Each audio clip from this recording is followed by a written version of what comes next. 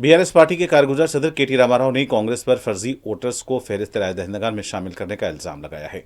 रहमतनगर में jubilee hills हल्के की पार्टी उम्मीदवार एम सुनीता के इंतखाबी जलसे से खिताब करते हुए केटीआर ने इंकशाफ किया कि एक घर में तकरीबन 43 बोगस यानी फर्जी वोटर्स को शामिल किया गया है। पूरे हल्के में हजारों फर्जी वोटर्स के नाम शामिल किए गए हैं। केटीआर ने कहा कि जुबली हिल्स के अवाम को कांग्रेस को सबक सिखाने का एक जबरदस्त मौका मिला है। आज तेलंगाना में ऐसी हुकूमत है जहां ना तो एक मुसलमान एमएलए है, ना एमएलसी है और ना ही कोई वजीर है। अजहरुद्दीन को एमएलसी बनाने के नाम पर बकरा बनाया गया।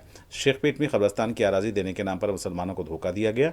बीसी तबके के लिए 42% तहफ़्फ़ुज़ात का वादा किया गया था, लेकिन इसमें भी अदालत से नाकामी हुई।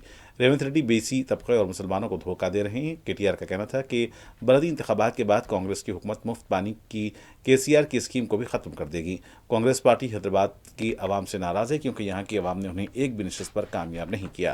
केटीआर ने कहा कि हैदराबाद की आवाम कांग्रेस से खुश नहीं है। उन्होंने एक बार फिर हैदराबादी बोलचाल के रिवायती लफ्ज बैगन का इस्तेमाल किया। केटीआर ने पार्टी कारकुनों पर जोर दिया कि वो घर घर जाएं और कांग्रेस पार्टी के एक एक झूठे वादे से अवाम को वाकिफ करवाएं। उन्होंने कहा कि आज हर तबके के लोग रेवंत रेड्डी के खिलाफ सख्त अल्फाज का इस्तेमाल कर रहे हैं। इसको एक सबक सिखाने का जबरदस्त मौका आज जुबली हिल्स के जनता के पास, हमारे भाइयों के पास, बहनों के पास है।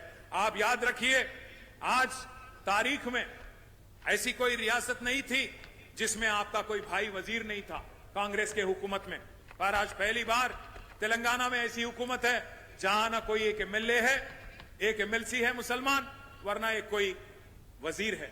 ఇంకొక మాట, పోయినసారి ఇక్కడ అజారుద్దీన్ గారు పోటీ చేసిన మీ అందరికి తెలుసు, ముఖ్యమంత్రికి కూడా తెలుసు.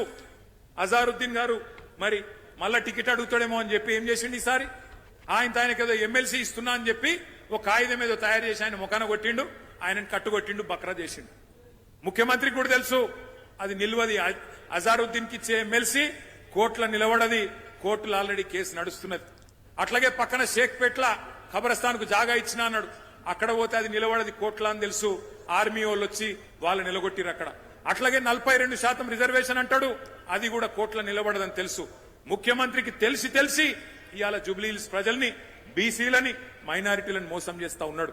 అందుకే మరి జూబ్లీ హిల్స్ లో కాంగ్రెస్ పార్టీని చిత్తుగా ఓడిస్తే తప్ప మరి ఈ హామీలు అమలు కావు. జూబ్లీ హిల్స్ గల్లీలో మీరు పంచుకొడితే ఢిల్లీలో అధిష్టానం అదిరి పడాలే. రేపటి రోజున ఖచ్చితంగా ఒక్కొక్క వాగ్దానం